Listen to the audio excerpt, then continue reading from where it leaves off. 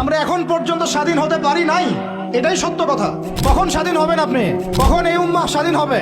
যখন আপনার আমার কথায় পশ্চিমারা উঠবে বসবে, তখন। যখন আপনার আমার কথায় উঠবে আর বসবে, তখন। যখন আপনার আমার কথায় এই পুরো কুফরি তাগুতি শক্তিটা উঠবে বসবে, তখন বুঝবেন উম্মাহ স্বাধীন হয়েছে। স্বাধীনতা শুনছেন? বেলাল ইবনে রাবাহ স্বাধীন।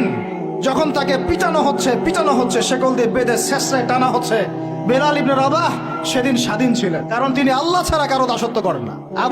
আবু জাহেলের নির্মম নির্যাতন, উমাইয়া বিন খালাফের নির্মম নির্যাতন বেলাল ইবনে রাবাহকে পরাধীন করতে পারে নাই। বেলাল স্বাধীন আঘাতের মধ্যে। সুমাইয়া স্বাধীন। সুমাইয়ার নাম শুনেছেন? আমাদের বোনরা তার নামই জানে না। ওরা জানে কি প্রোডাক্ট আসলো বাজারে, কোন পার্লারে গেলে কি পাওয়া যায়, কোথায় গেলে কি হয়, কোন মার্কেটে গেলে কি পাবো। মার্কেট ভর্তি মহিলা দিয়ে, ভর্তি মহিলা দিয়ে, গার্মেন্টসও তো ভর্তি মহিলা দিয়ে। পর্দা কতটুকু মেনটেন হয় সেটাও ভাবতে হবে।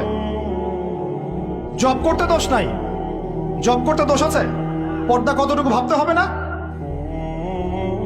আমরা যে বস্তুবাদী এটা আমাদের রাস্তাগুলোই প্রমাণ করছে। আমরা আমাদের বাড়িঘরগুলো চকচকা করছি আর সরকারের রাস্তাগুলো ভেঙে ফেলতেছে। এখন ওই রাস্তাগুলো তৈরি করে দেওয়ার দায়িত্ব আমাদের। দায়িত্ব আমাদের না? অবশ্যই আমাদের। কেন? আমরা তো খেয়ানত করলাম, সরকারি মাল দড়িয়ামে ডাল, এরকম চিন্তা করলাম। ওইদিকে যেতে চাচ্ছি না। বোনরা শোনেন, ভাইরাও শোনেন, সুমাইয়া স্বাধীন। কখন স্বাধীন? যখন আবু জেহেল তাকে বলছে যে তুই এই জন্যই ইসলাম কবুল করেছিস যে মুহাম্মাদের সৌন্দর্য দেখে তুই তার প্রেমে পড়েছিস। নাউজুবিল্লাহ সাল্লাল্লাহু আলাইহি ওয়াসাল্লাম কি বলেছে বলেন? তুই মুহাম্মাদের সৌন্দর্য দেখেই মনে হয় তার প্রেমে পড়েছিস। নাউজুবিল্লাহ, আস্তাগফিরুল্লাহ। সুমাইয়া রাদিয়াল্লাহু আনহা তখন বাধা, হাত পা বাধা, হাত পা বের করার কোনো অপশন নাই, বাধা আছে। এক জটলা থুতু মুখে একত্রিত করে আবু জেহেলের মুখের উপর থু করে থুতু দিয়ে দিয়েছে। আর আপনারা তো জানেন যে একটা থুতুতে অনেক কিছু হয়, হয় না? একটা থুতুতে অনেক কিছু হয়। এক থুতুতে ইমানদার মুনাফিক আলাদা হয়ে যায়। এক থুতুতেই ইমানদার মুনাফিক আলাদা হয়ে যায়। সুমাইয়াও থুতু দিয়েছিল আবু জেহেলের মুখে। এবার আবু জেহেল কি করেছে শুনেন। আবু জেহেল, তার কাছে একটা বর্ষা ছিল, বর্ষা চেনা যায়, বর্ষা সামনের অংশ চোখা, এটা দিয়ে সুমাইয়া রাদিয়াল্লাহু আনহার লজ্জাস্থানে আঘাত করে তাকে শহীদ করে দিয়েছে। ব্যথা অনুভব করলেন না? আমি জানি করেন নাই, কারণ সুমাইয়া আপনার কেউ না। সুমাইয়া আপনার কেউ না। সুমাইয়া আমার বোন না, সুমাইয়া আমার স্ত্রী না, সুমাইয়া আমার মা না, সুমাইয়া আমার খালা, ফুফু, চাচি, মেয়ে কেউ না। এই কারণে আমাদের আঘাত লাগে নাই।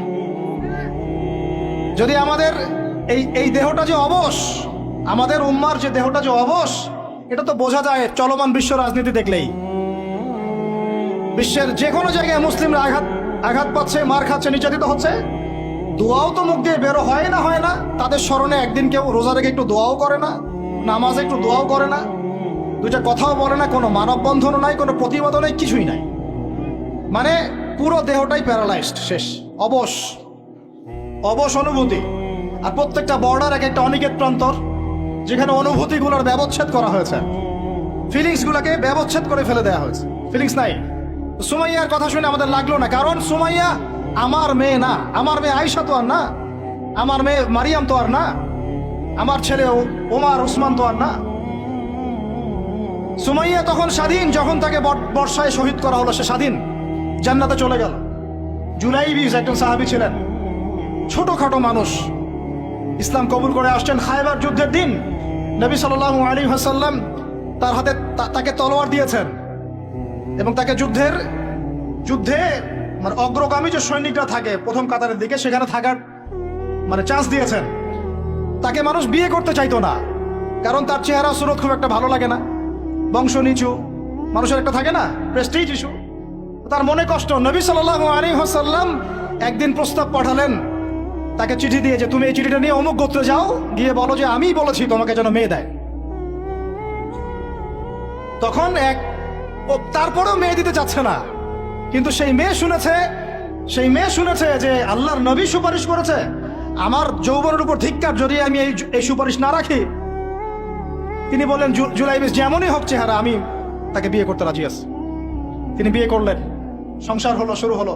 এই সাহাবী খায়বার যুদ্ধে শহীদ হলেন। নবী সাল্লাল্লাহু আলাইহি ওয়াসাল্লাম তার চারপাশে দেখলেন, তার চারপাশে 12 জন ইহুদির লাশ পড়ে আছে। কয়জন? একাই 12 জনকে হত্যা করেছে এই সাহাবী। সুবহানাল্লাহ। আল্লাহর নবী তাকে নিজের হাতে কোলে নিয়েছেন। কোলে মানে তার দেহটা এরকম ছিল আর কি, খুব লম্বা চওড়া না, নিজের হাতে কোলে নেওয়ার মতো নিয়ে নিজ হাতে তিনি তাকে দাফন করলেন। আর বললেন যে আমার এই সাহাবীর জন্য হুরে নেইনরা তাদের দরজা খুলে দিয়েছে। এখন তিনি তখন স্বাধীন। স্বাধীন উমর ইবনে খাত্তাব তখন স্বাধীন। কখন স্বাধীন? উমর রাদিয়াল্লাহু আনহু যে কোরআন খুলে সূরা তাহা পড়ছেন, তাহা পড়তে পড়তে তার ভিতরে ফিলিংস চলে আসলো যে না, এটা আল্লাহর পক্ষ থেকে আসছে। তিনি বলছেন খুজুনি ইলা রাসূলিল্লাহি ওয়া আসহাবি, আমাকে আল্লাহর রাসূলের কাছে নিয়ে চলো, তার সাহাবীদের কাছে নিয়ে চলো। তাকে নিয়ে যাওয়া হলো। ভিতরে হামজা ছিলেন রাদিয়াল্লাহু আনহু, তাকে টেনে নিয়ে আসলেন ভিতরে। বলছেন তরোয়াল নিয়ে আসছো কি জন্য?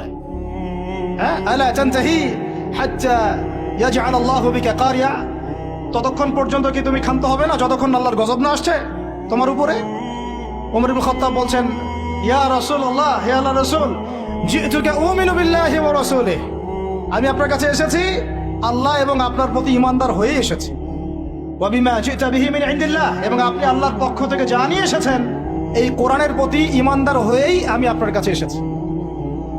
আশহাদু আল্লা ইলাহা ইল্লাল্লাহ ওয়া আশহাদু আন্না মুহাম্মাদান আবদুহু ওয়া রাসূলুহু। কালিমা পড়লেন, মুসলিম হলেন, স্বাধীন হলেন। আগে পরাধীন ছিলেন। বুঝতে পারছেন না কথা? এরপরে তিনি সবার দরজায় গিয়ে নক করলেন। আবু জেহেলের বাসায় নক করে বলছেন হাল আলিমতা আন্নী কদ আসলামত, তুমি কি জানলা যে আমি ইসলাম কবুল করেছি? আবু জেহেল, তুমি কি জানলা, শুনলা যে আমি ইসলাম কবুল করেছি? আরেকজনের বাসায় যান, উমাইয়া বিন খালাফ, হাল আলিমতা আন্নী কদ আসলামত, তুমি কি জানলা আমি ইসলাম কবুল করেছি? ওয়াত্তাবা'তু মুহাম্মদ সাল্লাল্লাহু আলাইহি ওয়াসাল্লাম, আমি আল্লাহর রাসূলের ইত্তেবা করেছি। এরপর কুরাইশদের এই কাবার সামনে গিয়ে বলছেন ইয়া মা'শারাল কুরাইশ, হে কুরাইশ তোমরা শুনো, ই'লামু আন্নী কদ আসলামত, তোমরা জেনে রাখো যে আমি ইসলাম কবুল করেছি। ওয়া শাহিদতু আল্লা ইলাহা ইল্লাল্লাহ ওয়া আন্না মুহাম্মাদান আবদুহু ওয়া রাসূলুহু। এবার কুরাইশরা গিয়ে তার উপর আক্রমণ শুরু করলো। 40 জন 50 জন গিয়ে তাকে জাপটে ধরতেছে। তিনি একাই লড়তেছেন সবার সাথে। একজন এসে পরামর্শ দিচ্ছেন, ওই যে আপনারা যারা হিকমতের দোহাই দিয়ে কাপুরুষতাকে আড়াল করতে চান তারা শুনেন ওয়াজটা ভালো করে। যারা হিকমতের দোহাই পেরে কাপুরুষতাকে আড়াল করতে চান তারা শুনেন। উনি এসে বলেছেন যে আফালা কুনতা কাতামত, তুমি কি ইসলাম কবুলের এই বিষয়টাকে গোপন রাখতে পারতা না? কি দরকার ছিল এভাবে প্রকাশ্যে বলার? কি দরকার ছিল এভাবে কাফেরদের সাথে একটা দ্বন্দ্বে জড়ানোর?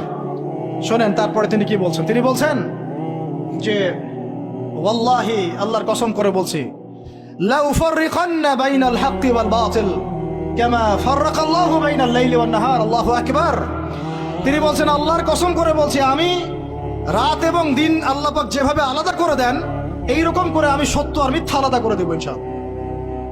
আল্লাহু আকবার। এরপরে তার নাম হয়েছে আল ফারুক। কি নাম হয়েছে? ওমর এখন স্বাধীন। বলেন আমাকে, উম্মাহ স্বাধীন? উম্মাহ স্বাধীন? কিছু করতে গেলেই বলবে স্যাংশন দিয়ে দিব, কিছু বললে বলবে যে একদম টাকার মান কমাই দিব। আরো কিছু যদি বলতে চায় আমাদের প্রশাসন, গভর্নমেন্ট, তারা যদি আরো বড় পদক্ষেপ নিতে চায়, প্রশাসন গভর্নমেন্ট যদি বলতে চায়, বলতে পারে বা বলে ওই ইউনাইটেড নেশনসে গিয়ে যে আমরা আমাদের দেশ থেকে আমাদের সেনাবাহিনী পাঠাবো গাজায় গিয়ে আমাদের পক্ষে, আমাদের মুসলিমদের পক্ষে যুদ্ধ করবে, এই কথা যদি বলতে পারে বা বলে, দেখবেন তাদের সমস্ত শক্তি দিয়ে বাংলাদেশকে আক্রমণ করে ফেলছে। আপনি আমাকে বলেন আমরা স্বাধীন? উম্মাহ স্বাধীন? ওই তাগুতি শক্তির, বিশ্ব কুফরি শক্তির পরাজয় না হওয়া পর্যন্ত মুসলমানরা স্বাধীন না। আর ঈসা ইবনে মারিয়াম এই গাল গল্প করতে আসবেন না। তিনি মানুষকে খালি সুরসুরি মার্কা ওয়াজ করতে আসবেন না। তিনি আসবেন ওই গোড়ায় আঘাত করতে ইনশাআল্লাহ। আল মাহদি মানুষকে সুরসুরি মার্কা ওয়াজ করবেন না, খালি ফজিলত আর ফজিলত, এভাবে নয়।